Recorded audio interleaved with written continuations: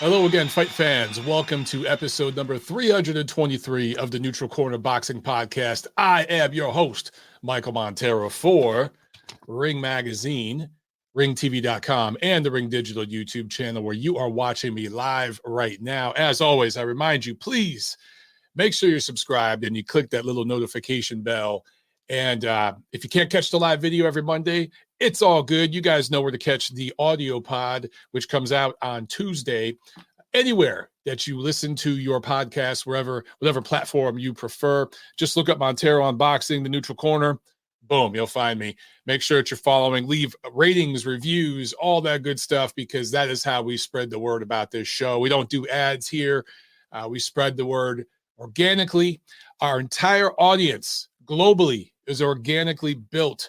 That's what's so awesome. That's what I'm so proud of on this show. And the way we do it, guys, is there's a simple fee that we have here on the show. It's non-monetary. All I ask is that if you get something out of the show, you spread the word. You tweet about it. You post it on your blog. You post it on your Facebook, your TikToks, whatever the hell it is you're into. Just tell people about it, okay? And I ask that you do that every week. Don't just do it once. Don't say, I listened to all 323 episodes, but I shared it once. That's not paying the fee, man. I need you to do it every week, okay? That's how you pay the fee. By the way, September issue of Ring Magazine is out, and it is dedicated to the great Oscar de la Hoya.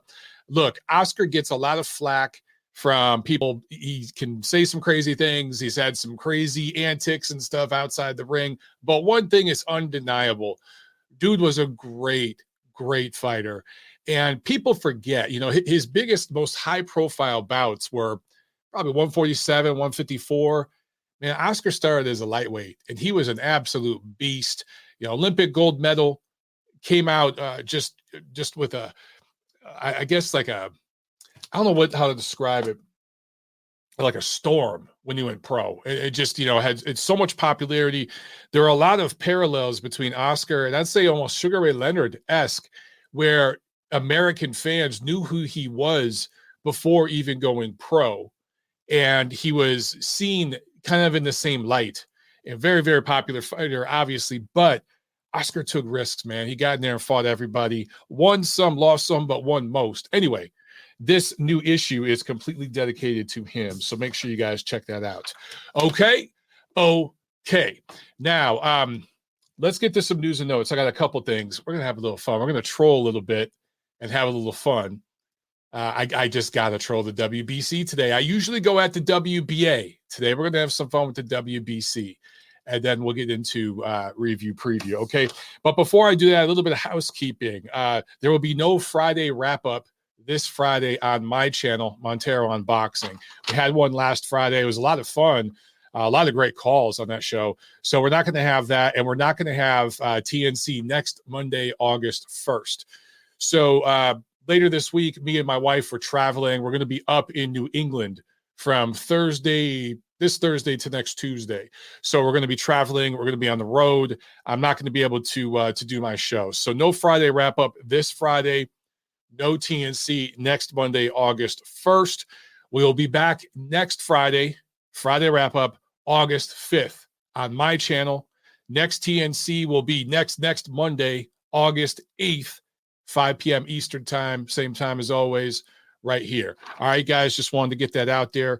Little house cleaning, public service announcement. And but let's get to the fun stuff. Okay. One of you guys brought this up on my Friday show. I'm sorry, I can't remember who brought it up, but one of you guys that called in, I can't remember off the top of my head who. I think a couple of you guys mentioned it. Anyway, Keith Thurman was recently moved to number 1 in the welterweight ratings by the WBC. They didn't bump him up months ago. You guys got to remember, he fought in February. That's when he fought Mario Barrios and got a close, competitive points win against Mario Barrios, who was the guy moving up from 140 who had just been knocked out by a guy who went pro as a featherweight. Okay. So that tells you Barrios' level. And for Keith Thurman, he was coming back after 2.5 years out of the ring. His last fight previous was a loss to a semi-retired senator from the Philippines. You might have heard of him, Manny Pacquiao. So Keith Thurman has fought exactly twice in 2 years, but his very last fight was in February. And for some reason, last week, okay, we're in July, 5 months after his last fight, the WBC put Keith Thurman to number 1 in their welterweight ratings. So let me share my screen here. I got the WBC site pulled up. I tried to pull this up on my Friday show, but it wasn't pulling up for whatever reason. Now it is. So let's walk through this together, shall we? Let's go to ratings, male, and we'll click on welter. So, of course, the champion right now is Errol Spence. Okay, let's scroll down. Boom. There it is, guys. I ain't making this shit up. There is Keith Thurman at number 1. So I tweeted about this. I posted on my Instagram, right? And I should mention, number 2 is Virgil Ortiz. Number 3, Jaron Boots Ennis. And then it goes on from there. So they got a couple of the new young guns. Conor Benn's number 5. That's kind of interesting. They got a couple of the young guys in there.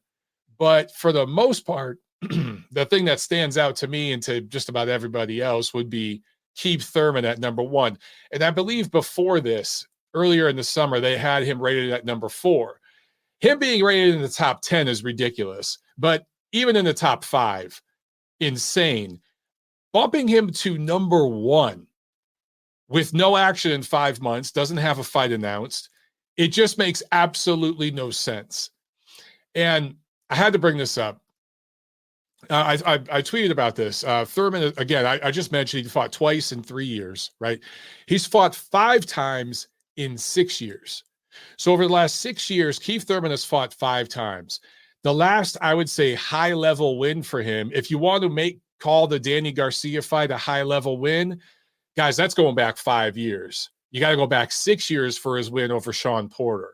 So, you know, I personally feel that Danny Garcia, Shawn Porter, even Keith Thurman, a lot of these welterweights of this previous generation, a little overrated, but these are good fighters. I mean, Danny Garcia is a good fighter. Shawn Porter is a good fighter. So to find a high-level win against a highly rated welterweight for Keith Thurman, you have to go back 5-6 years. And once again, I need to mention, he has fought 5 times in 6 years, 2 times in 3 years. Last fight was in February, but in the middle of July, the WBC puts him at number 1. It has to be related to the Errol Spence Jr., Terrence Crawford negotiations.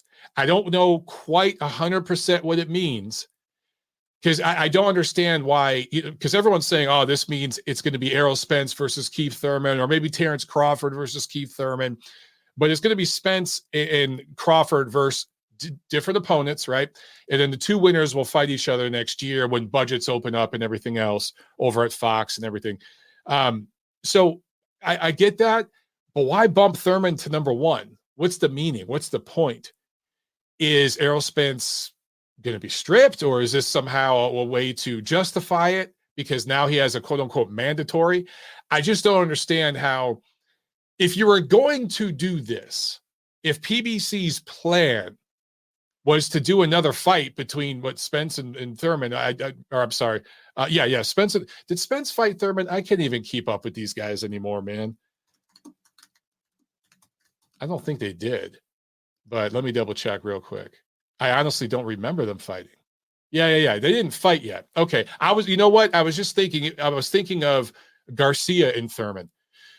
So Thurman and Spence haven't fought yet. So if this is some kind of backup contingency plan by PBC, if they can't work out the fight with Crawford and this is how they justify it, man, why wouldn't you do this back in February when Thurman fought? Now, he still doesn't rate number 1. Beating Mario Barrios, coming off a knockout loss to a featherweight in his first fight at 147.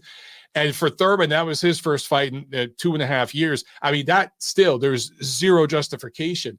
But the timing of this is so weird to me.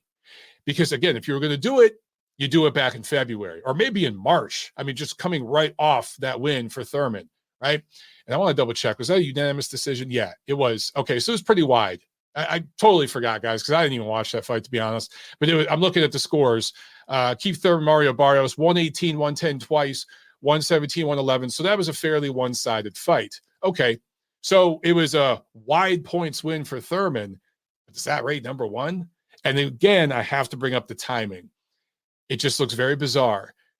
Nobody in the media, and I mean nobody, is talking about this, especially the top five guys, right? The five names that you all know, that are like, it's not even five names, honestly, it's like three that are, the first go-to breaking news guys on social media and all that, that write for a couple different platforms, whether it be ESPN or at The Athletic or whatever it is.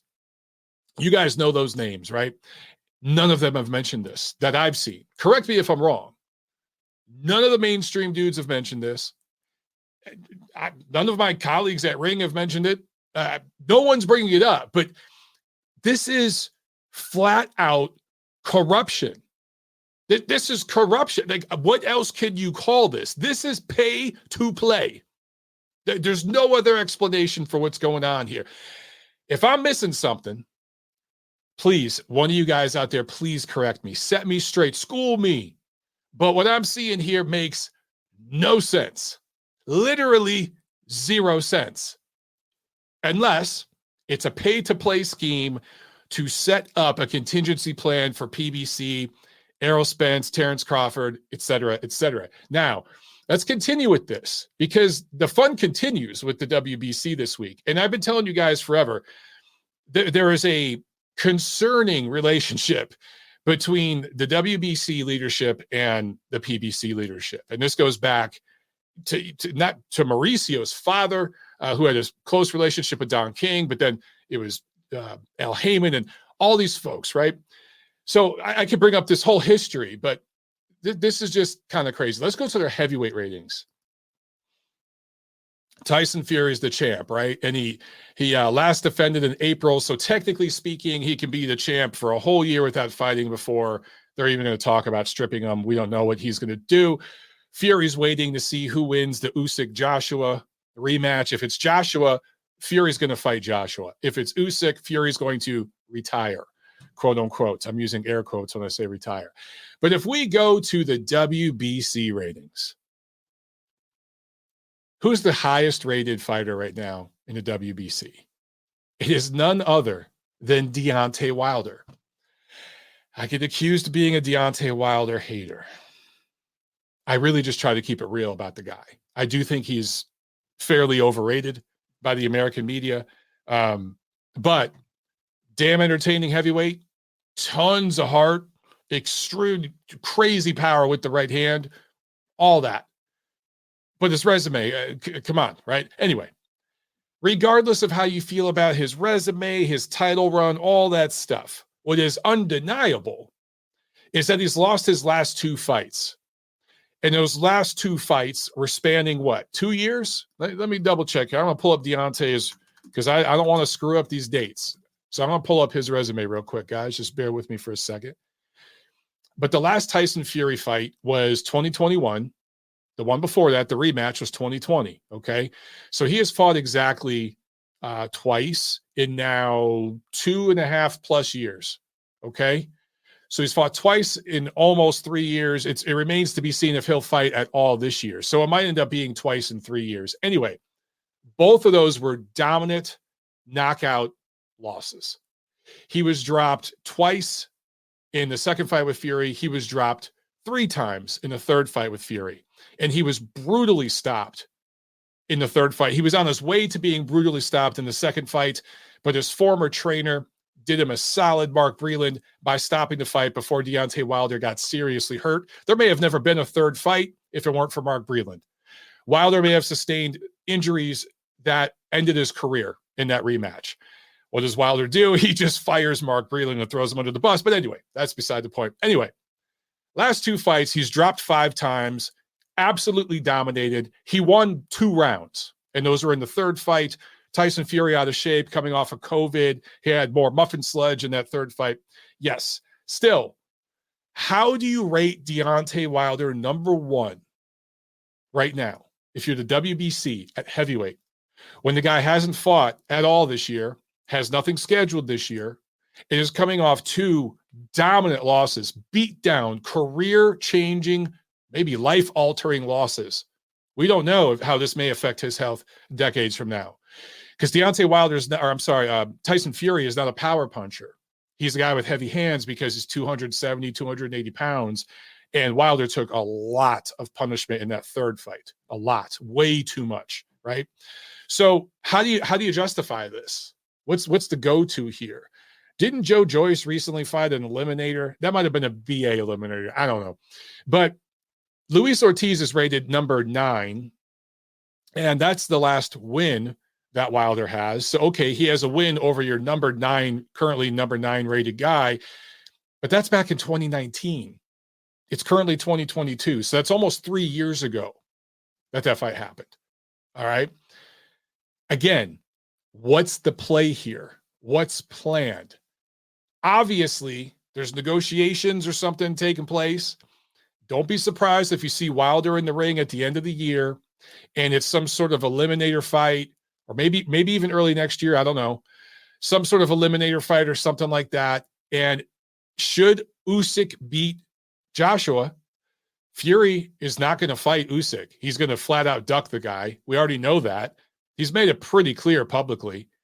And that belt's going to become vacant. There's going to be either a vacant WBC belt or an opening for an interim WBC belt. Don't be surprised if you see Wilder fighting for that belt. Crazy, I know, but it's true. And should Andy Ruiz beat Luis Ortiz in their fight coming up, don't be surprised. Do not shoot the messenger if you see Wilder versus Ruiz for either the vacant or the interim WBC belt at the end of this year, beginning of next year. I'm telling you guys, it's something like that. Again, I might, I don't have a crystal ball here, but you really don't need a crystal ball to see what's going on. And to be fair, there's plenty of shady history I could bring up with Bob Arum and the IBF. There's all kinds of crazy stuff that happened back in the day before Bob basically bought the WBO and started doing business with them. The WBA, you guys probably saw the headlines last week, how they're saying they're going to clean up their act for the 14 billionth time because they got a little bit of media attention. Normally I avoid and I just ignore this kind of stuff because I've been in boxing. I've been involved in boxing for a while now. And you just see so much of this stuff that it's almost like, oh, I'm just wasting my time even talking about it. But with this, you see the chips lining up for the next move, okay? And when I'm critical of the fights that come down the pike, if we end up seeing Spence versus Stanionis, or Spence versus maybe it's Spence versus Thurman, and then it's Crawford versus Stanionis. I don't know. I'm just throwing stuff out there, okay? Or you end up seeing Wilder versus Andy Ruiz for a title belt or something. And I bring up criticism and I say, well, once again, we're not getting complete unification at heavyweight. And it's been one platform blocking it since 2014 when they blocked Klitschko from getting it. Here we go again. I'm going to be called a hater. I'm going to be called this. I'm going to be called that. I'm going to say, well, go back to episode 323 of the Neutral Corner podcast last year where I talked about this shit. That's what I'm going to say. Because you just see the writing on the wall here. I'm just putting it out there. Okay. I've had enough of this crap. I'm sick of giving these guys all the credit here. And again, I need to be clear on this because I just beat up on the WBC. I do like some of the things they do. I like the clean boxing program. I like the weight management program. Not perfect. Needs a lot more funding. Needs to be even more strict. But it's way more than any of the other groups are doing combined. So I give the WBC credit for a lot of things that they do. They work with a lot of retired fighters. They help fighters sometimes with medical bills. I've seen them do all kinds of really cool charitable stuff. No one else is doing that. So I give the BC a lot of credit. But this stuff, dude, I mean, come on. How do you justify this? You can't. It's indefensible. Okay, let's get to some super chats. Gideon P, thank you so much. He says, Keith rated number 1, insert Tim the Toolman grunt. Yeah, pretty much, man. When I saw that, I was like, what? And I had no idea. It was one of you guys that called in, again, on my Friday show, and I was like, what? And I looked it up over the weekend, and then I looked at the heavyweight ratings. I'm like, Wilder's number 1? What? So if you guys follow me on Twitter and stuff, you see me tweeting about it over the weekend. But I had to talk about it on today's show, man. It's just crazy. What's crazy, guys, before I get to this next super chat is I tweeted about it, and most people are like, what? You know, they're responding just like us. But there was a handful of people like, what's the big deal? Keith Thurman's got experience. He should be rated number one. And I'm thinking, oh, my God, you are the people that enable all the fuckery in boxing. You people that defend this shit. Oh, my God. Aaron with the super chat. Thank you so much, Aaron. I appreciate it, man. He says, people hate on Boo Boo Andrade because they jealous. He too damn tall and handsome. I love it. Some Demetrius Andrade hate. Look, you guys probably saw the videos on social where Demetrius Andrade was begging Chris Eubank Jr. for a fight. It was really bizarre, really, really random. To post that while you have a mandatory, you know, it was just mandated that he's got to fight Janabek Alamkanala. Just weird. And it just, the wheels have completely fallen off over there on Team Andrade. Let's see what happens. Taurine Falk with the super chat. Thank you so much, Taurine. He says, Keith, number one after a loss. Deontay, number one after 2 consecutive losses. We be crooks, moving above and beyond their criminal element. I hear you, brother. WBC, we be crooks. I do have to say, Keith technically coming off a win because he beat Mario Barrios, but I hear what you're saying.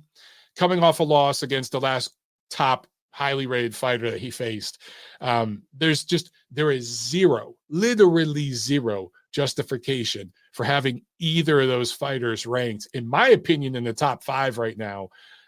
For Wilder, it's not just the 2 losses, it's that we don't know if he's ever going to fight again, right? Nothing's announced.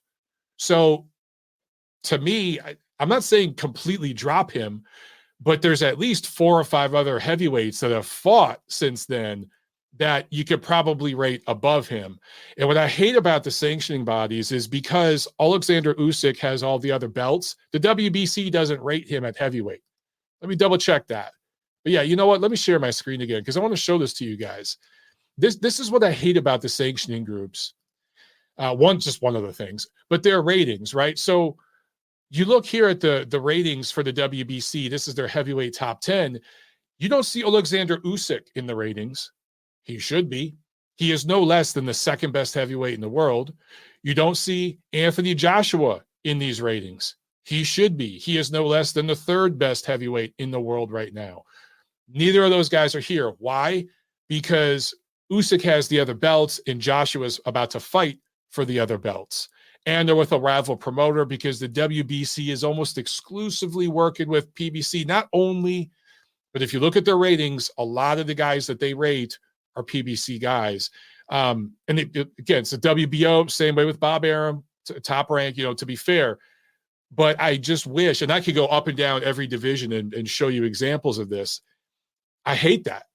And that's why, I just don't look at these ratings. I know a lot of you guys call in and want to talk about sanctioning body ratings. I normally avoid it because to me, so like ESPN's ratings are bought and paid for because they have an exclusive deal with Top Rank, and like their news division, the people that they're hiring and working with now are not boxing people.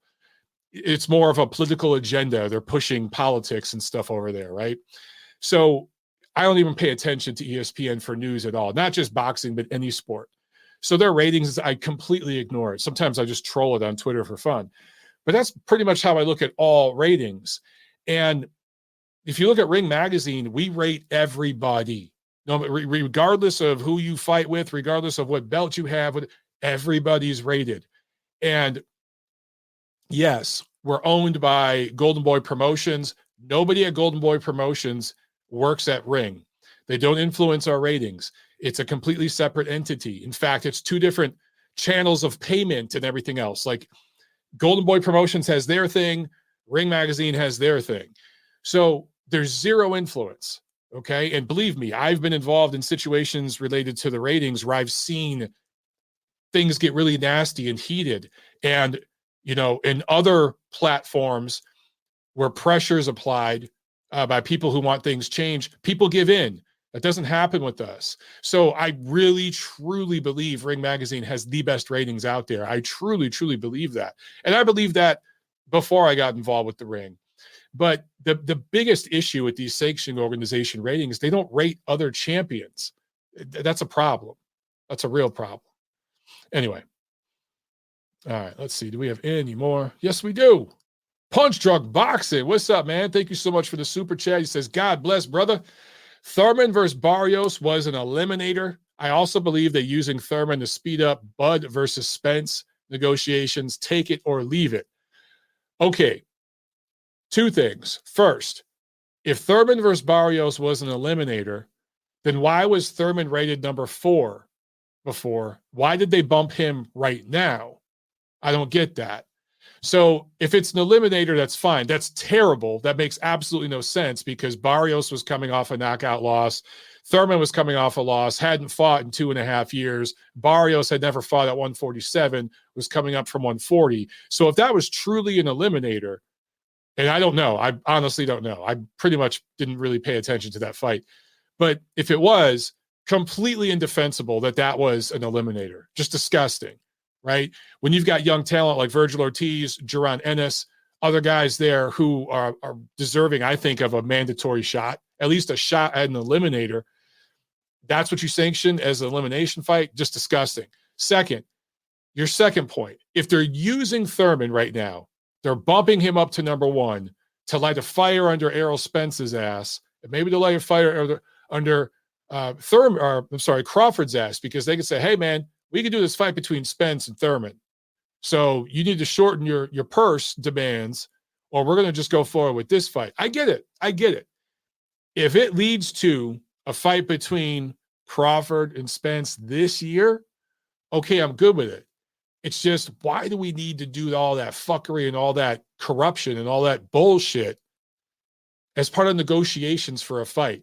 I thought the only hindrance for years, dude, for years, a large portion of the United States mainstream boxing press, okay, you guys, again, you know the names, you know the websites, they and an entire block of YouTubers and an entire platform, Fox, Showtime, and the PBC, were telling us the only thing getting in the way of a fight between Errol Spence and Terrence Crawford was Bob Arum, because he's this evil old man, right? He's the devil. That hasn't been an issue all year because Terrence Crawford left Bob Arum. Not only that, he slapped a lawsuit against him, right? So if that was the only thing holding it up, why do we got to bribe the WBC 5 months after Keith Thurman's last fight off a 140 guy who got knocked out by a 126 guy coming off a knockout loss, coming off a 2.5-year layoff, to bump him up to number 1 in the middle of July? Why do we got to go to all that length just to motivate Crawford to sign the contract? Because I thought the only problem was Bob Arum. I'm just saying, dude. I'm just saying. A lot of mental gymnastics. A lot of double standards. Okay. Well, we got another one here. Another one from Sam. Thank you so much, Sam. He says, if Errol versus Bud don't happen and they both duck Ennis, I'm okay with Thurman versus either guy, no matter where he is ranked. So you're okay with Thurman fighting Errol Spence or Terrence Crawford on pay-per-view, Sam? You're okay with that? I understand that you're saying that's not a terrible fight. Listen, I would rather see Thurman fight Ennis or Ortiz. That's what I'd rather see on regular Fox. That's what we should be seeing, is a fight like that. I'm kind of over Errol Spence and Terrence Crawford. I'm kind of at a point where I don't give a flying fuck. Both of them can go to hell at this point because they don't want to do the fight that everybody wants. Now, again, I will take all that back if they get it done and it happens in October, November, whatever. I'll take all that back. But I'm so over the bullshit, the lies and the manipulation, all of it from both sides. I'm just over it. I don't know if I'd say I'm good with Thurman fighting either guy, especially when it's going to be on pay-per-view. I don't know about that, brother. Okay. Let's move on to the next subject, shall we? Let's go to this fight review. All right. Last Saturday, July 23rd, Top Rank had a card at the Grand Casino in Hinckley, Minnesota, the boxing capital of the world. And this was broadcast on ESPN Plus. In the main event, minor upset, because I really thought it was going to go the other way. Giovanni Cabrera improved to 21-0 with a unanimous decision win over Gabriel Flores Jr. This was a lightweight fight, of course. All three scores, 98-89. 2 knockdowns in the first round. So within the first minute of the first round, pretty much the first big punch that Cabrera landed, down goes Flores. Down he goes again. Now, to his credit, he got up and he fought back. And he really did try to win. But it was so clear that he was just a step behind. He was in his head. And he couldn't get anything done of substance, man.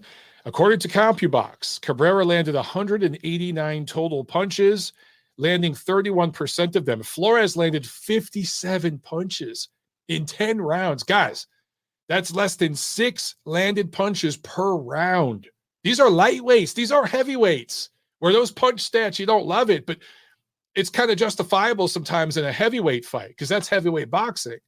But these are lightweights, dude. He landed less than 6 punches per round in a lightweight fight. He landed 17% of his punches. I'm not talking about 17% of the jab, 17% of all his punches. Cabrera landed 45% of his power punches, nearly half. Okay? So that's just to demonstrate how one-sided this was. So my question, look, no disrespect to Giovanni Cabrera. No disrespect. He's from Chicago, but he moved out to LA to get in the better gyms. There's a much, much better scene there where you're going to get better work. And he's working it with Freddie Roach and Wildcard Gym.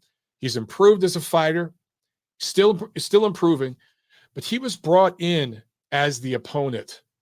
Top Rank specifically brought in a guy who's undefeated, got a nice, shiny, sparkling record, doesn't hit very hard, not going to hurt Flores. And what's the first thing this guy does? Hurts him and drops him twice.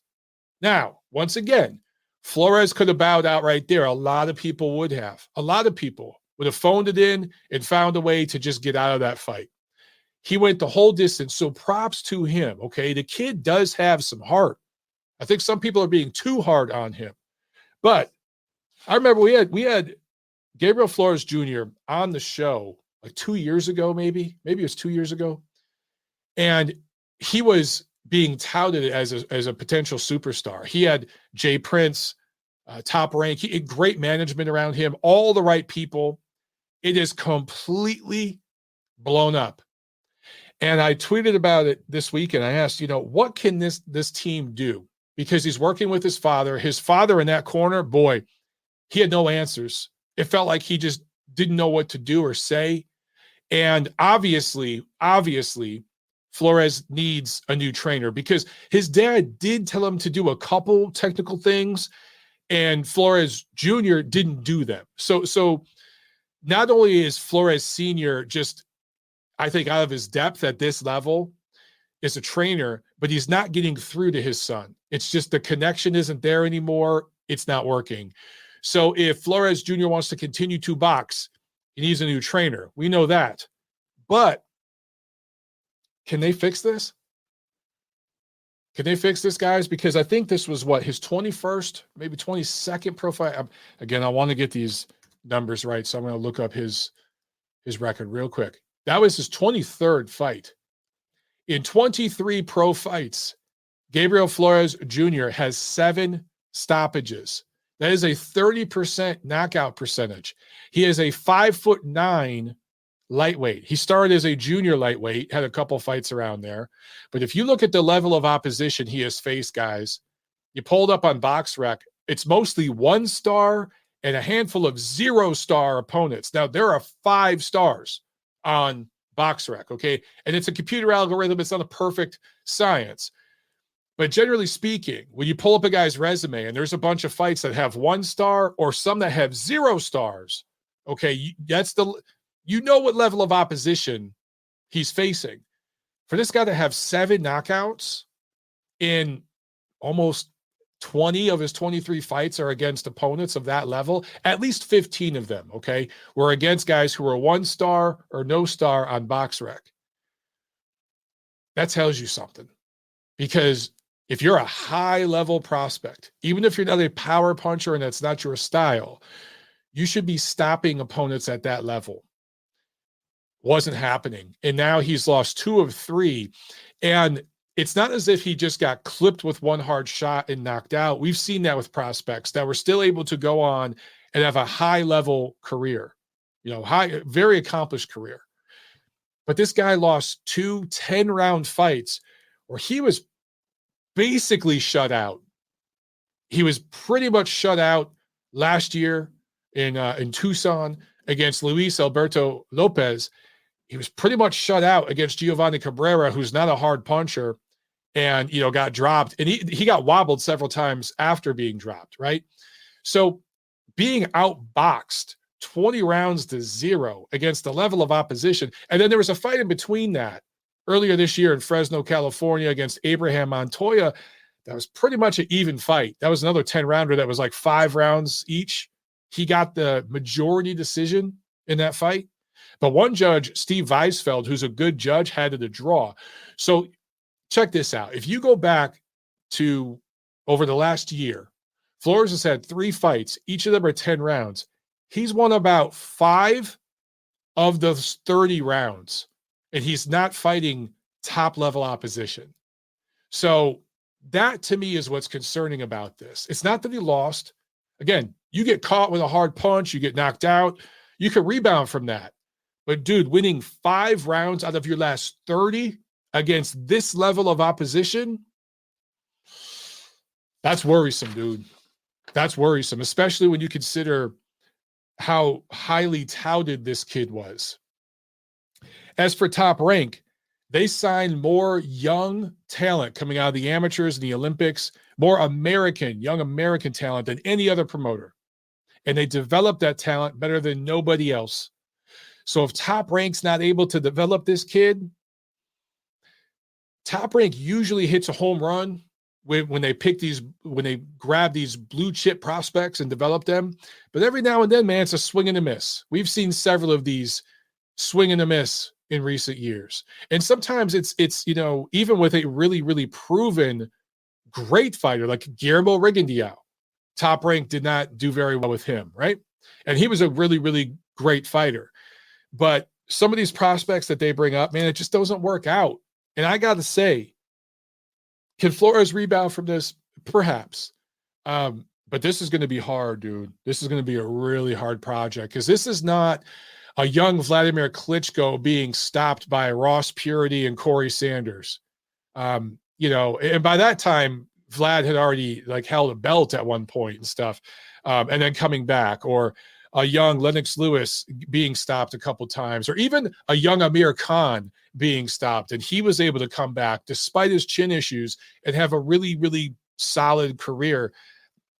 This is being completely outboxed, right? So if you're being completely outboxed, as soon as you step up in class, you're going to start getting knocked the fuck out.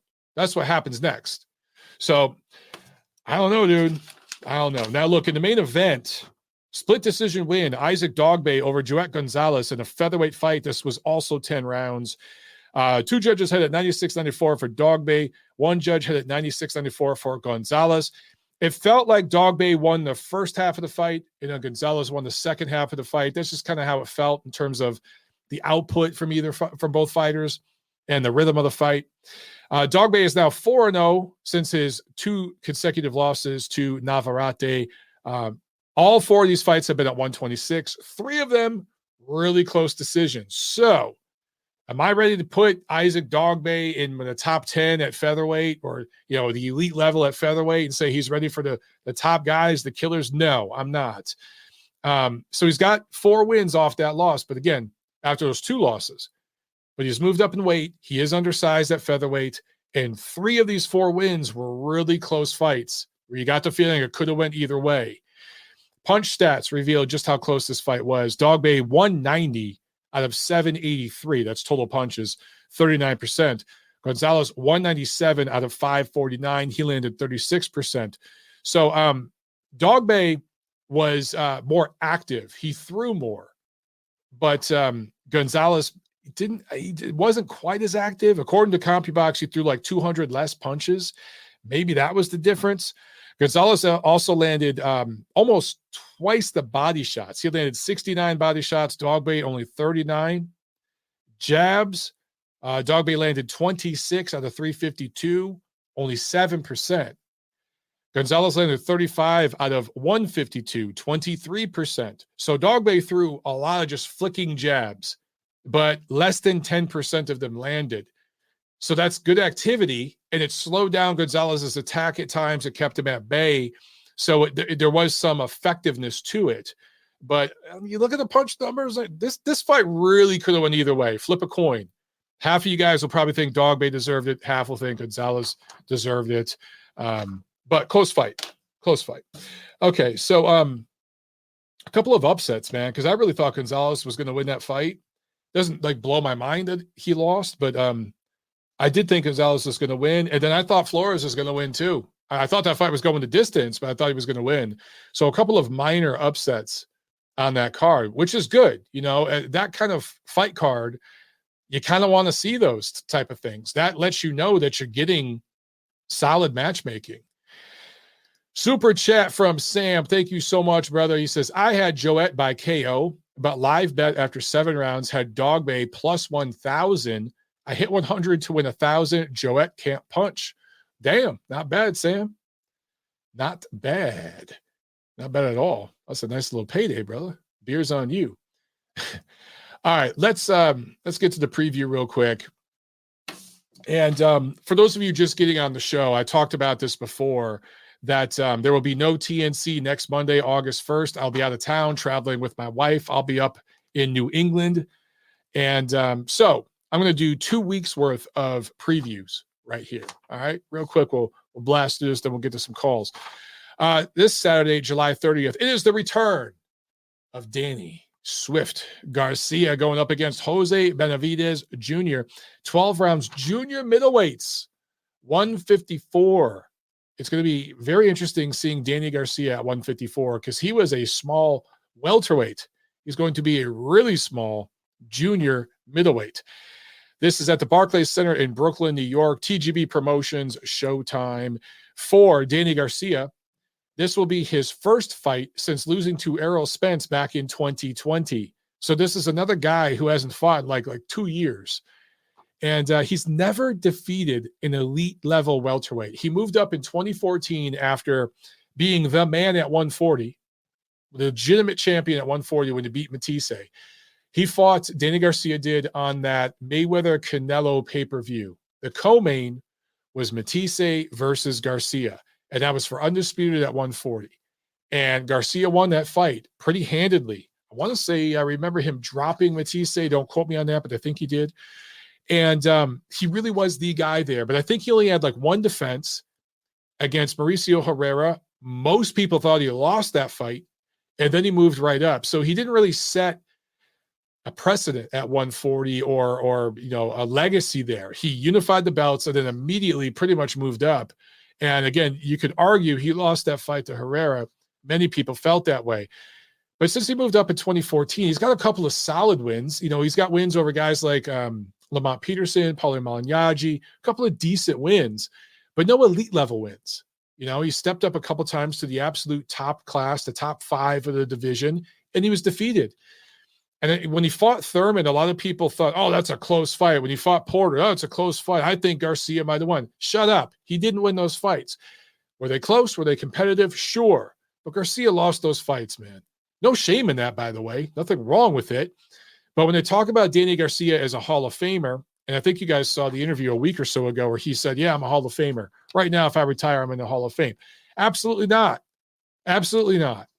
Now, if somehow he has this resurgence and he goes on to win a legitimate world title at 154, perhaps we're having a different discussion.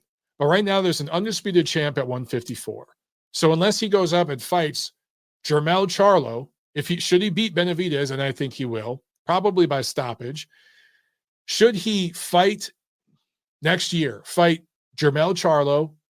Remember, Charlo is going to fight Tim Tszyu, right?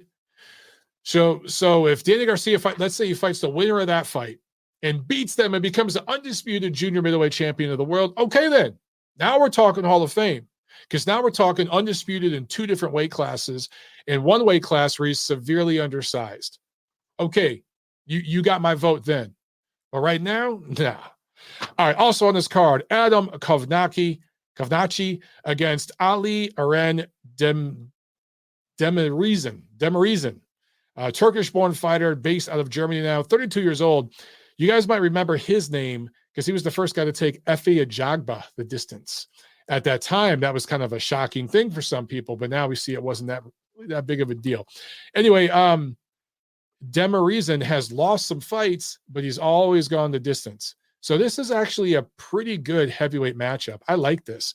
For Kovnacki, this is his first bout since back-to-back TKO losses to Robert Helenius in 2020, 2021. So none of these guys I'm mentioning have been extremely active. But anyway, I'm interested in this fight. I think it's a solid heavyweight matchup. Also on this card, Gary Antoine Russell, 15-0 with 15 knockouts, going up against Rances Bartolome, 10 rounds, 140 pounds. This is really good matchmaking by PBC. Really, really good matchmaking. That's normally not their strong suit. But Bartolome started his career at 130. He has a career knockout percentage of 46%. He is undersized and not a strong puncher at 140, but he's a tough guy, a lot of experience, who will go rounds, likely go the distance, maybe deep into this fight, loses by TKO or something.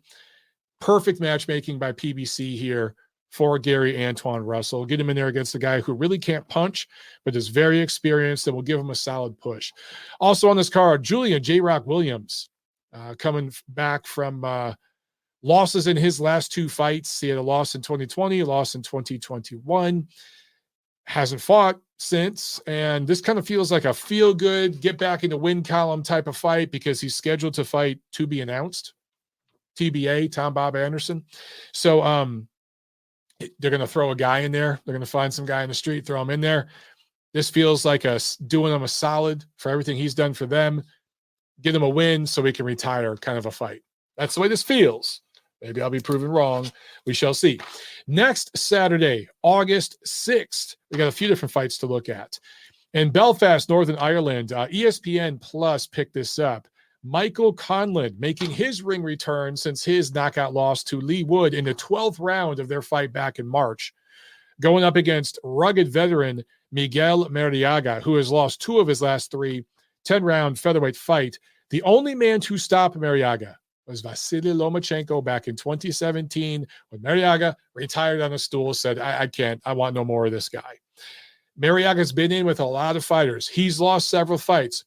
Very experienced guy, has a high knockout ratio, right? His style works well for Conlan, but this dude can punch. And he'll be a very tough out for Michael Conlan. This is a pretty fun matchup. If you could check that card out, you might want to check out that fight anyway. Also, Golden Boy Promotions returning to Texas, Dickies Arena in Fort Worth, Texas. This, of course, will be broadcast on DAZN. Virgil Ortiz, after a year out of the ring, had some issues making weight for his last fight. Got sick from it. Hopefully they've worked that out because there was briefly talk of him going to 154. He's going to stay at 147 for now. 18-0, one of the more exciting, more promising young fighters in the sport, going up against Michael McKinson, who has a nice, shiny, sparkling record of 22-0, but there's only 2 knockouts. So this will look real good, bringing over a British guy with an undefeated record for Ortiz, but you got to favor Ortiz big in this fight. McKinson can box, UK fighter, southpaw. He definitely can box. He just can't punch. And I don't know how the hell he's going to keep Ortiz off of him for 12 rounds. And then at 147, Ortiz is just going to be so much bigger and stronger and more explosive. But anytime Ortiz is fighting, I want to see it. And should be a good crowd for him there in Fort Worth, Texas. And then at Madison Square Garden in New York, Showtime pay-per-view. It is Jake Paul versus Hasim Rahman Jr., 10 rounds, Cruiserweights. So, when this fight first got announced, remember, he was supposed to fight Tyson Fury's cousin, Tommy Fury. He wanted none of this fight. He found a way out of it, which says a lot about him. Hasim Rahman jumps at the chance, right? He's going to get a good payday here.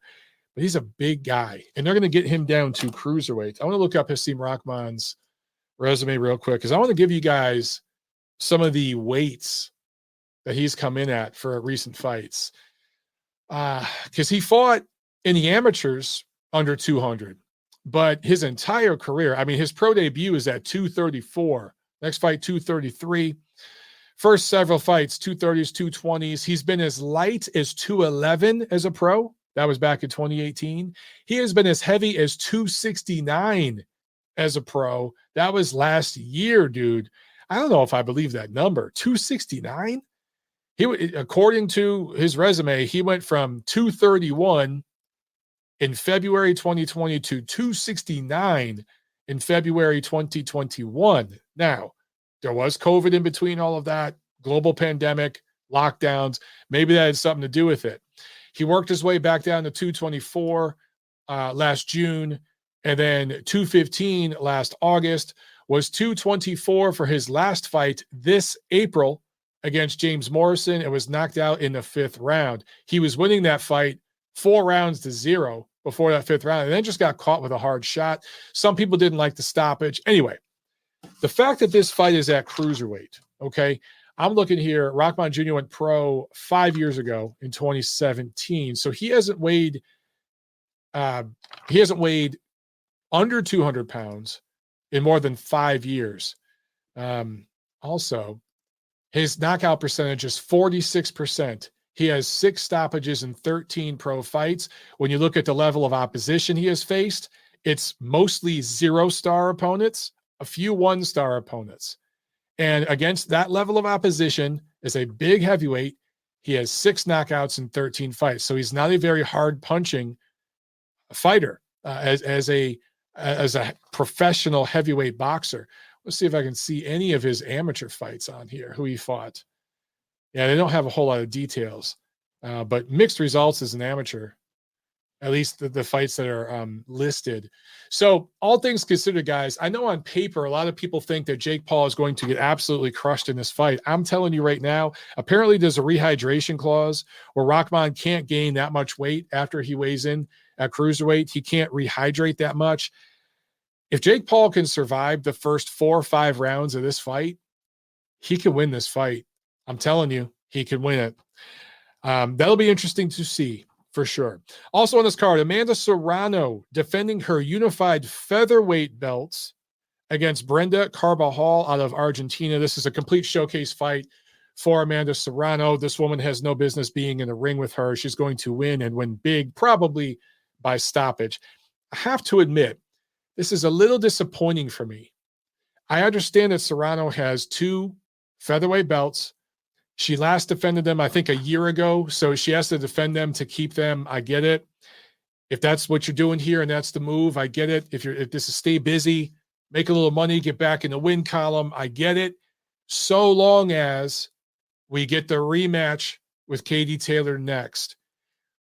If she handles business against Carbajal, which I fully expect, and then we get a rematch between Taylor and Serrano, let's say in November, December, this is all good. In fact, it's a smart play.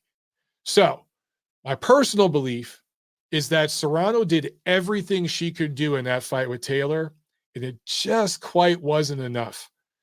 And the only reason Taylor really got caught and why the fight was so close on the cards is because Taylor got stupid and got lazy and brawled a little bit with a bigger, stronger fighter and got caught and got really badly hurt. It was out of it for a few rounds. I expect Taylor to fight better in the rematch. I don't really think Serrano can do anything more than she already did. I think deep down inside, her team knows this, and that's why they're going this route. That's what it says to me. Maybe I'm wrong. Wouldn't be the first time. Also on this card, Brandon Lee, undefeated 140-pound prospect. He's also been on the show. Going up against Will Madera, who lost the first time he stepped up He fought Felix Verdejo in 2020 and was stopped in 1 round. So this is a complete showcase fight for Brandon Lee. And this question was brought up on my Friday show. When is Brandon Lee going to step up? It is time. This guy had hundreds of amateur fights. He's had over 20 pro fights now. His opponents are 0-star, 1-star level opponents. Time to bump up that opposition, guys. He's ready for it. Okay. Let me see if I missed any super chats. I think we just missed one here, and it's from Sam. Thank you so much, Sam. He says, Mike, could you lose 25 pounds in 3 weeks and go to 175? Dude, at this age, absolutely not. When I was 18, I weighed 177 in the Marines. I could get down to 177 because I was a toothpick. And, you know, we were running and jogging and marching all day, dude. So you ate a lot, but you were constantly moving and stuff like that. You didn't eat that much, honestly. So since then, I've put on a lot of muscle. You know, I've spent a lot of time in the gym. I've worked very hard to put on muscle. And right now, getting down to 200 would be a chore. You know, I could do it. And I could, you know, it would just take some discipline for a few months. 175? Nah, no way in hell. 200 would be it, brother. Derek Williamson asking, is there testing for the Paul Rockmon fight? Not to my knowledge at all. Not to my knowledge. Michael Mendiola says we need to stop covering any and all fights associated with any of these YouTube dorks. I feel you, brother. I feel you. I got to say, Jake Paul slowly winning me over, though. Him stepping up and fighting an actual boxer in his 6th pro fight or something like that is pretty impressive to me. But him helping get the deal done between Taylor and Serrano, that was a big one for me. So he's winning me over slowly but surely. But do I consider him a legitimate boxer? Let's see, man. If he goes in there and handles work against Hasim Rahman Jr., okay. Hey, Tommy Fury didn't want to fight him. So if Tommy Fury doesn't want to fight you, maybe there's something to this. All right, let's jump to these phones real quick. It looks like we got Thad on the line. What's up, Thad? How you doing, brother? Hey, Mike. Great show as always. Thanks, Love the initial rant in the very beginning, which is kind of like the focal point of my call, because a lot of the journalists in the sport, they don't want to cover, you know, what's really going on behind the scenes in the WBC. And the reason as a fan I'm concerned is because it cheats the fans of fights that should be made. It cheats us of seeing Virgil Ortiz, Jaron Ennis, Danny Onis be getting their shots at the titles that they've earned, at the welterweight division, which you alluded to earlier has been a little bit watered down and overrated with the quality of fighters that have been overrated, with the Danny Garcias of the world, Sean Porters, and so on and so forth, and the Keith Thurman. And we see Thurman ranked number 1, and it's only because of collusion and corruption to do the bidding of Al Heyman, just like they've done the bidding of Don King. And if you remember from a movie, it was The Great White Hype, I think it was called, or something like that. It was a funny movie. Damon Wayans. It was racist, but it was funny as hell. Samuel L. Jackson, yeah, of course. It was a spoof off of Tyson McNeely. Yep. And it was brilliantly done. It had Steve Wynn, like Corbin Bernstein was playing Steve Wynn, and Cheech Marin was playing Jose Suleiman. Okay. Yep. And then of course you had Don King, played by it was a spoof off of it. They weren't original characters. They were like, you know, made up characters, but that's who they really were. Like Jose Suleiman was Cheech Marin's character, and he was hilarious. Now, there was a scene in that movie where what's his name? Samuel L. Jackson. He was called the Sultan, but really he was Don King. And he wanted this amateur that beat Tyson's character, Damon Wayans, in the amateurs, because they had no one else to fight. And they wanted to sell a white fighter, and they knew that would make money. So the Sultan wanted Cheech Marin's character to rank him in the top 10 when he's never had a professional fight. And it was so hilariously done. He's like, you know, I can't do that. I'd be like a pariah. Mm-hmm. And then like King pulled his weight and said, well, you know who you work for. Right. Any like embarrass him in front of like Corbett Burns. And to make a long story short, that's what we're seeing here with Suleiman and Heyman. Okay, he's controlled completely by Al Heyman, and left to his own device, this is what you're going to see the WBC do, because nobody could call them out on it. They're based in Mexico. I don't think the FBI has reached to even look into them. I know with the IBF they used to with Bob Lee.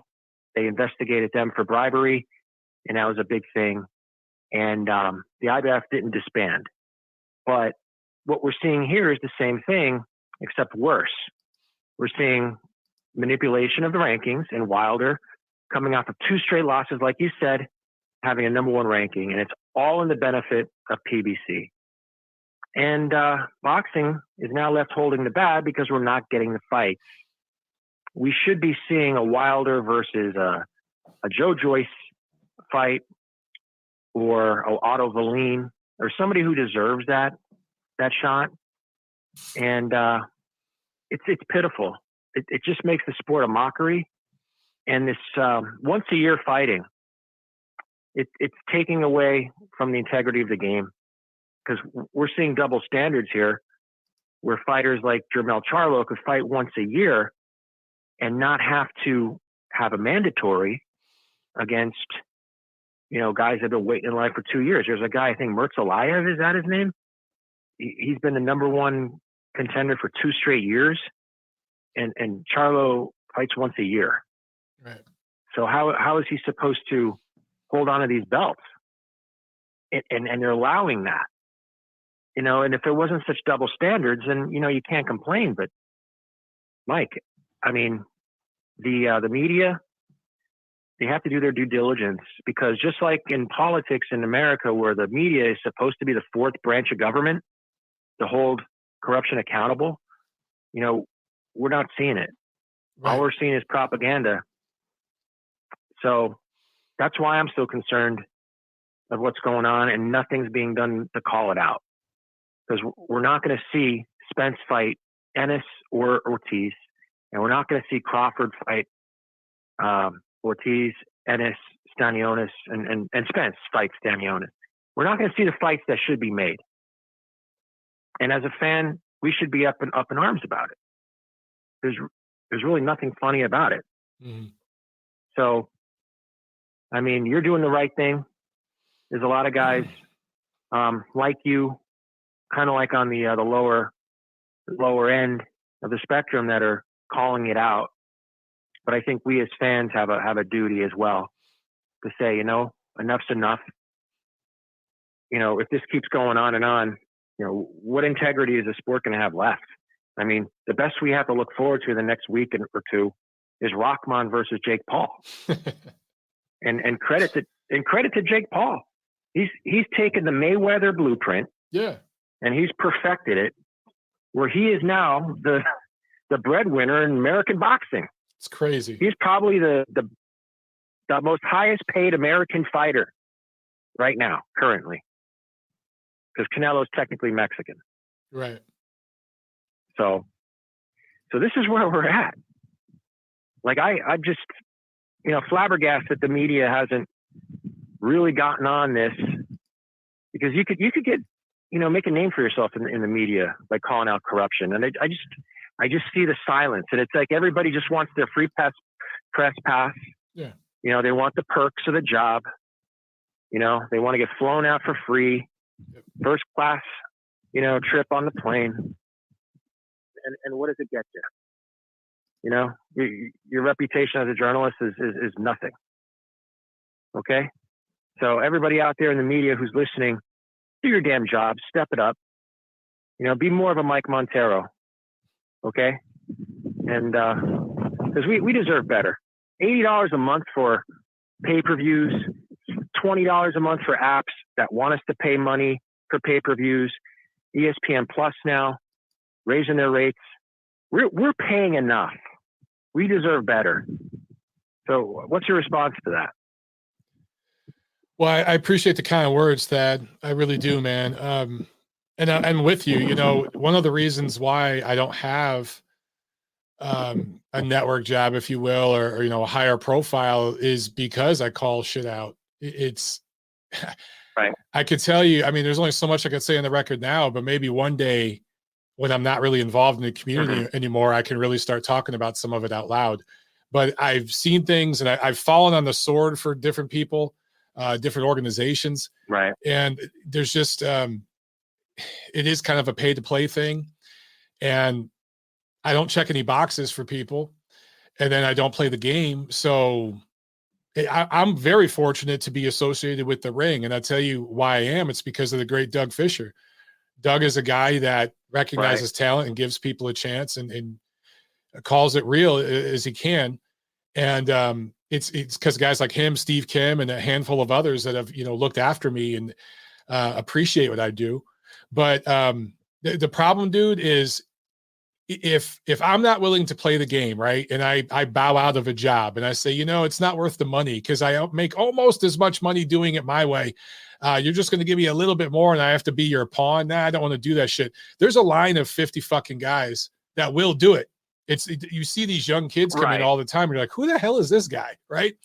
Because they're willing to do it. And that's the problem. And it's not just a problem in boxing. It's all media. It's all entertainment. I mean, this shit's all connected, Oh yeah. We see it in the, the CNN spectrum. It's basically a propaganda arm for the left in America. And it's changed. It really has from, that independent source, that fourth branch of government, to keep everything in check. It's gone. And all we can do is now call it out. And as a boxing fan, I mean, I call myself more of a boxing fan than that. I love betting on the fights. It's better than investing in the stock market. I believe you have a better opportunity to make money off a sport like boxing than you do in the stock market. If you know what you're doing and you know what to look for. And it's just a shame that, that the sport doesn't kind of play that up as much. I think you're going to get a lot more fanfare when you attract that different type of demographic that's, that wants to invest in the sport, because gambling now is like the new sub-economy of America. Yeah. It really has changed to that point. So, boxing's missing it's always out on been that. If you think about that, it's always been. The difference was, it was completely controlled by organized crime. Now the corporations have bought into it because they're like, why are we letting these guys make all the money? They still organized crime still makes a lot off gambling. But these corporations that were bought in, that's the only difference. Yeah. Yeah. And, for me, it's the best sport, to make money off of because if you know what you're doing, you have an advantage over the bookmakers because it's not like anything else. But I mean, if you play that up as well, you get more subscribers as well, because there's a lot of people looking for information. Information is money. Insider information is money. Sometimes, you do it legally. I was going to say, Thad, your calls recently, man, because you've been talking a lot about the betting aspect of it. You got me thinking sometimes maybe that's the direction I go in the future. I don't know. I really don't know because, I do some fight commentary on some club shows and stuff, particularly here in the Southeast, but I've done it out West and stuff. And I might build that up. And I've thought about maybe getting into judging or, what direction do I want to go when I'm done fighting myself? And then I think about it. Maybe I should just go the betting route because I know so much of the bullshit going on behind the scenes. I would be able to probably make some pretty good money, just based on some of the things we talk about right here, and help others make money. And you know what? You have like the highest level of intelligence in regards to the boxing industry, and you could see how the fights are going to play out, but you lack that real life experience in the game. And I've been in gambling since I was in college. I was running a sports book myself. Okay. So I've been around it for almost 30 years and maybe more actually. So you're around it and there's some nuances to it that you can only learn through life experiences, because you can get seriously hurt if you don't know what you're doing in this game. And one mistake and you go off the reservation, they call it on tilt.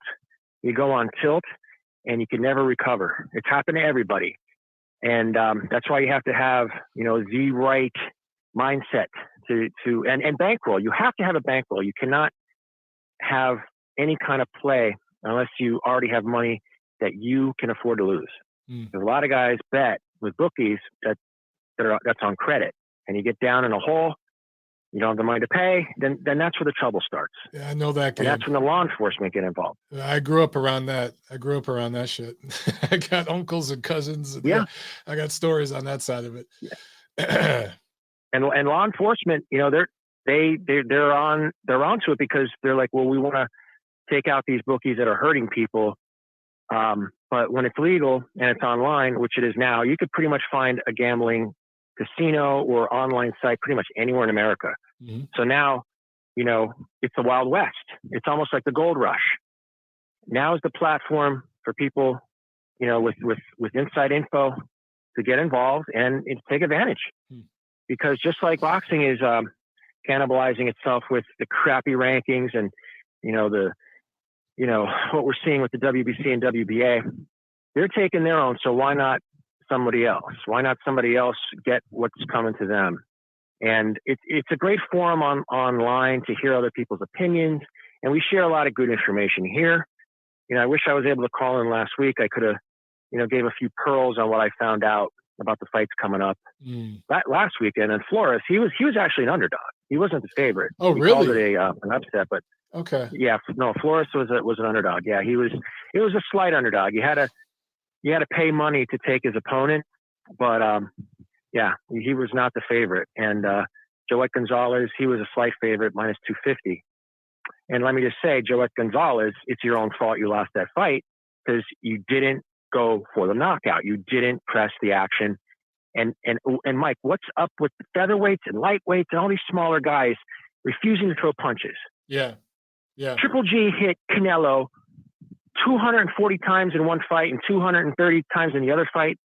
And these guys, these lighterweight guys, featherweights are hitting each other 100 times. Yeah. Devin Haney won a fight landing like 109 punches. Are you crazy? I was talking about it earlier. Flores landed 57 punches in that fight. And these are lightweights. That's crazy. Yeah. Yeah. Meldrick Taylor used to land 57 punches a round. He threw 100 punches around in his prime. Yeah. Okay. And Andrew Galata landed over 400 punches in the second Riddick Bowe fight. Do you believe that? A heavyweight. He landed over 400 punches in that fight. I remember Joe Calzaghe landed over 1,000 punches on Jeff Lacy. It's crazy. The stats were just insane. God. Yeah. I remember that fight. I watched it in my friend's restaurant, and oh my God, that was a different time. And guys let their hands go. It wasn't that long ago. You know, like it's crazy, man. It's so protective, and I get it. You know, I get it, but like you said, especially with those little guys, you gotta let your damn hands go. You got, you know, man. Seriously, You're not heavyweights. I mean, geez. Right. You know what there should be, Mike? Maybe you could lobby for this at Ring. Maybe there should be a minimum punch count to actually win a round. Maybe you have to throw or land a certain amount of, like, an arbitrary number at each weight class to be qualified to win a round. Because sometimes you're seeing a guy land 8 punches in a round and getting credit for the win. No, it should be if both fighters don't land the equivalent amount of what's required, it should be an even round and then move on. Maybe they'll force fighters to fight, because now we have this defensive-minded bullshit, you know, that fighters like Haney has adopted from guys like Mayweather and Zahir Rahim and all those guys in the past that used to stink out the joints. Now it's like a regular occurrence. All right? This has to stop. Not only from a fan's point of view, but geez, how the hell can you win a fight when you're landing minimal punches at a weight where you don't have any power? It's beyond ridiculous. So maybe there should be a change in the rules, you know, to force guys to fight and just get away from this defensive mindset. If you want to play defense, go play soccer. Okay, go kick a ball. The real Dino Wells in the chat says fighters want to look too pretty these days. I think that's what it is. I think these guys want to look pretty. They don't want to get hit. There's also, but that there's a lot of fans out there. If they see a fighter get hit, they think, oh, this guy sucks. Man, you're going to get hit. It's boxing. And there's plenty of the best fighters in the history of the sport that got hit in fights. You could get hit and come back and win. getting hit's part of it, but nobody wants to get hit anymore. But I need to correct something. I said Calzaghe landed 1,000 punches against Lacey. He threw 1,000 punches. I want to make sure I get that right. But he landed 300-400 punches in that fight. But just him, a super middleweight throwing 1,000 punches, you know, in a 12 round. I think that was a title unification. I think, yeah, that's unheard of. You know. So anyway, what else you got, Thad? We've been going for almost 20 minutes, bro. So. Oh my God. Thank you for the time, but I'll just leave you with this, you know, and again, it's generational to generation. And, in the 1920s, you saw Jack Dempsey. He used to, cover his face with a resin like a bark resin that you get from trees to toughen up his skin so he can get hit and not get cut, because he was a fighter. He knew he was going to get hit. He had to take punches to deliver punches. Right. Maybe that mindset needs to be adopted today, and we'll start seeing, you know, some fighters actually, you know, become superstars and attract some of those fans that are watching Jake Paul. All right. And start watching some real fights, real world-class opposition. Because let me tell you guys like Jake Paul are stealing your money. They're taking it from your own table and children. Okay. And you're left holding the bag. So you better change. So that's all I got to say, Mike. You know, thank you for the 20 minutes, and sorry for going over. It's all good, man. It's all good, man. It's good stuff today, brother. Appreciate it, man. Thank you.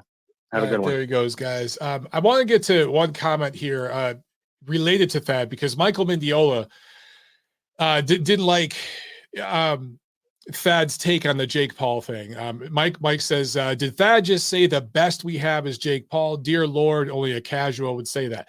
So Mike, I don't think that's what Thad was saying. I think what Thad was saying is that in terms of commercial box office appeal, you can make an argument that south of Deontay Wilder, right? Because we don't know if he's ever going to fight again.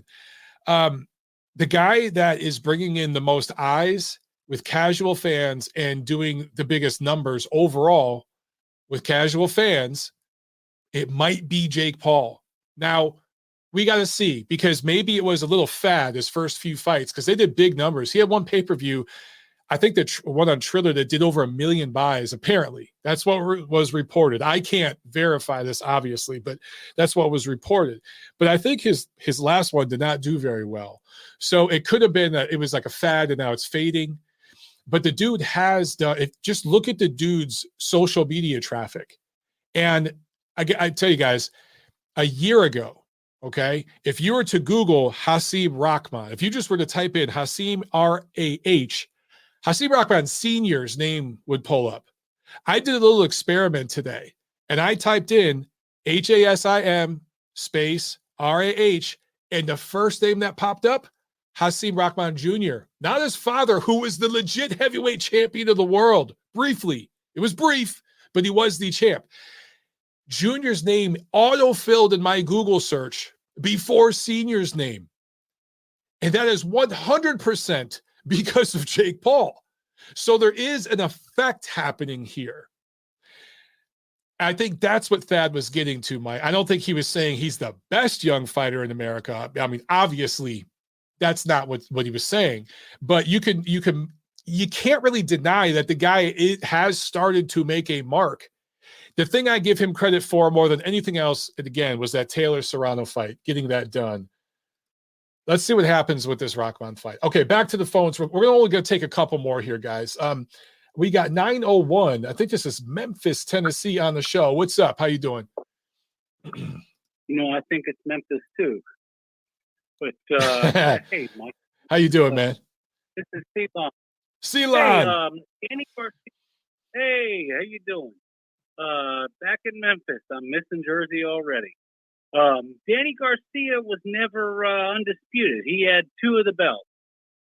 Oh, and, okay. I can't remember who had the other 2. I know Lamont Peterson won 2 of them from Khan, tested positive, and was stripped of one of them, but got to keep one.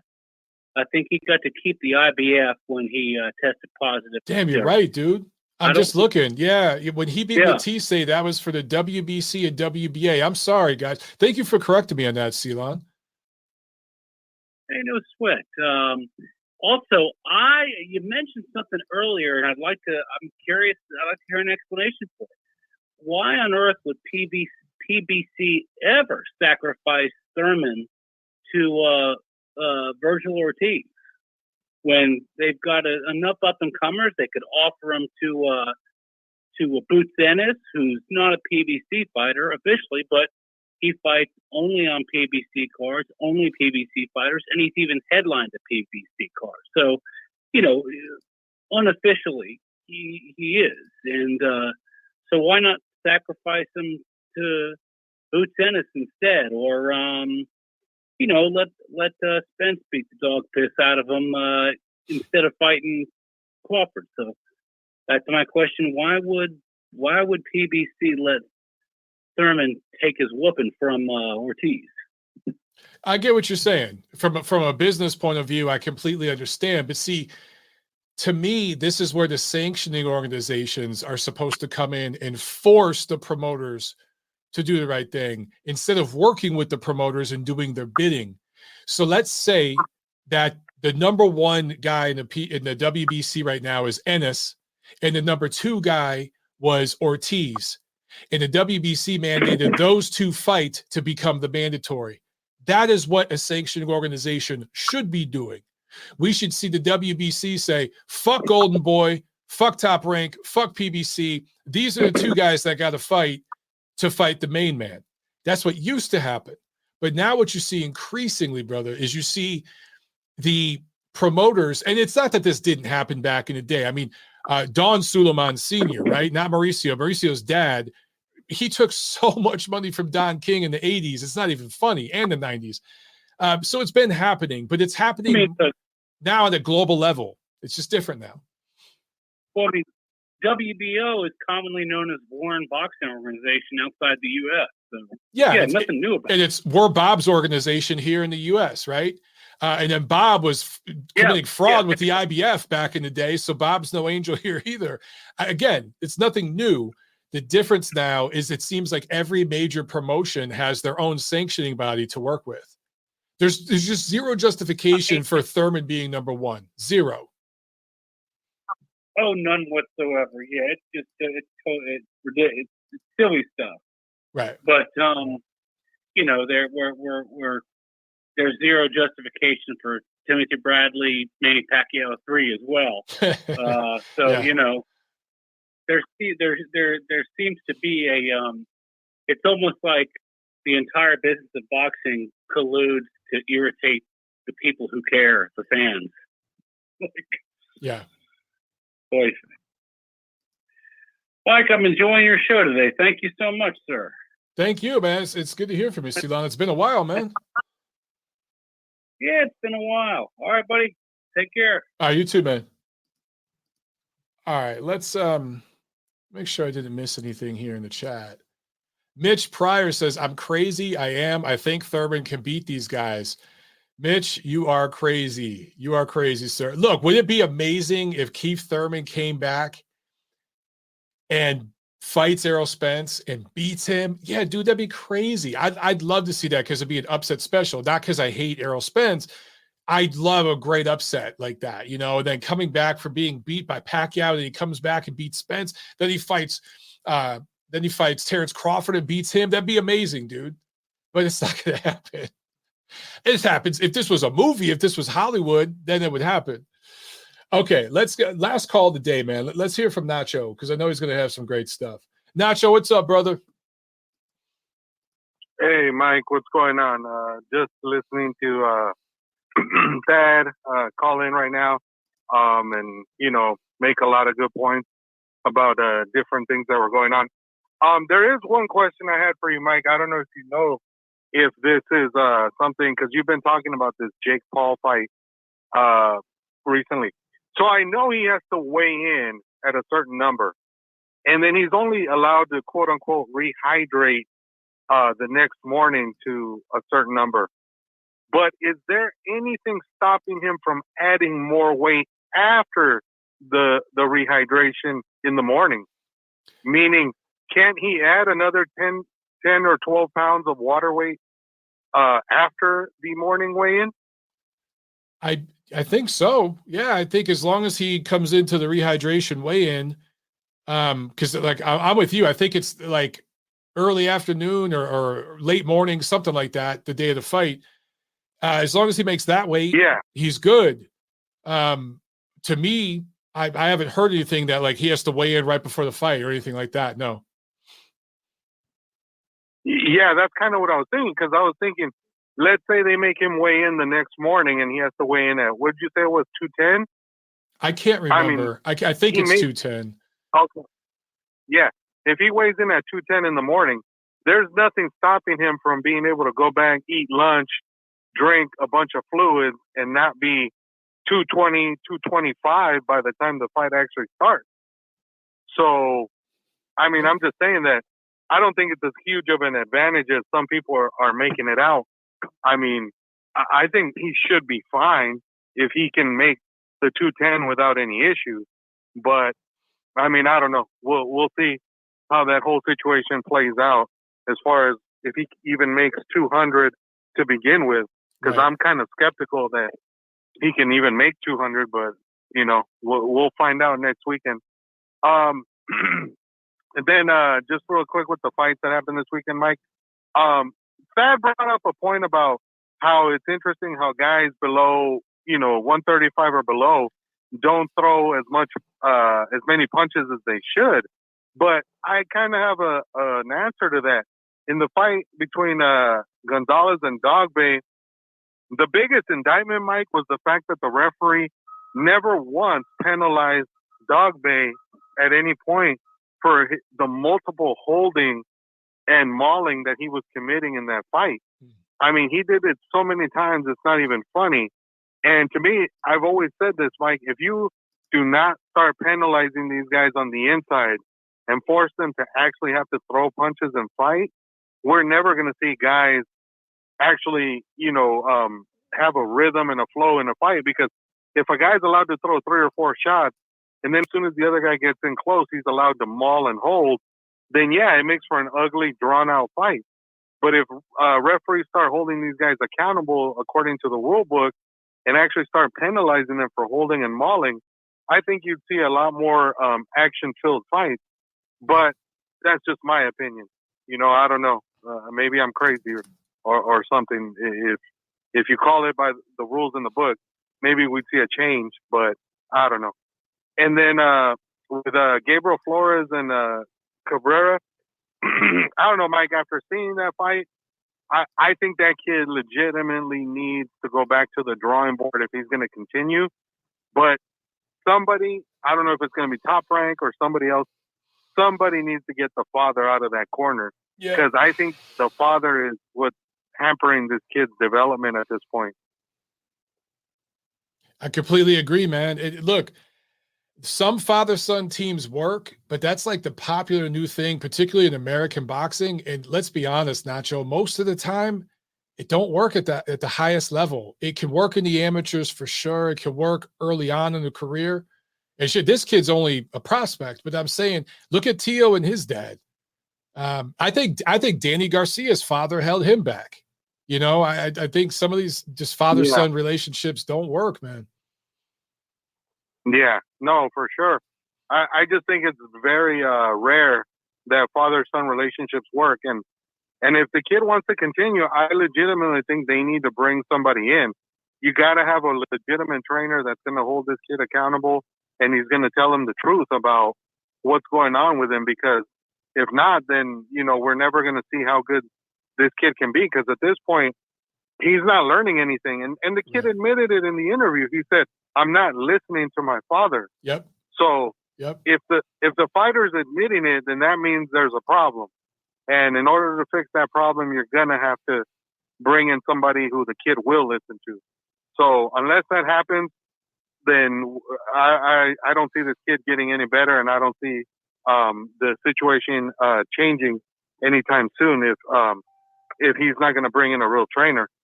And then lastly, Mike, I just had a couple of tidbits that I just wanted to hear you comment on that I learned this weekend. So Gabe Rosado apparently has hired Iron Boy Calderon to be his new trainer. What do you think about that? Interesting. Huh. Has Ivan Calderon worked with anybody elite? I heard that he's become a trainer the last few years, but as far as like, is there a name or That's like what a I'm prospect saying. that he's worked with? Not that I'm aware of. Because I think he's got like a few young guys he's working with. I mean, Ivan Calderon was like a consummate boxer. You know what I'm saying? His style was very much as a boxer. So if you're trying to develop that part of your craft or whatever, he'd be a good guy to look to. But I just don't know of anybody at that level that he's worked with, you know? So there's no track record. Yeah. I just found it kind of interesting that Rosado picked him of all people. Like that's kind of out of left field. I was like, whoa, that's interesting. But I mean, I don't know. I guess we'll see what happens with that pairing. And then the last thing, Mike, that I wanted to bring up was Lee Wood and Leo Santa Cruz apparently has been mandated to happen after Leo holding that belt hostage for the last 3 years, and they're negotiating the fight now. If that fight happens, I think Lee Wood wins that fight. Yep. But do you think Santa Cruz puts any kind of resistance up? I think he will early on.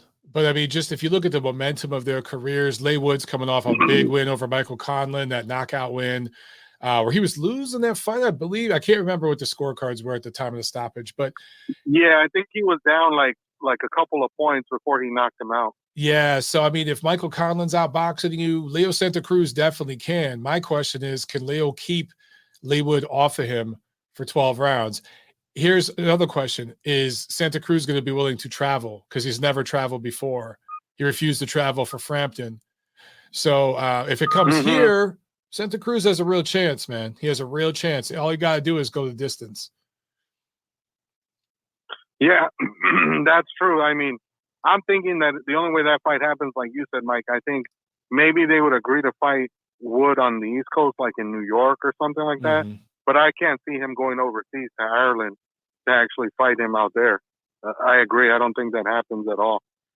And then the last thing was Joshua Buatsi and Jean Pascal were ordered to fight an eliminator. What do you think about that fight?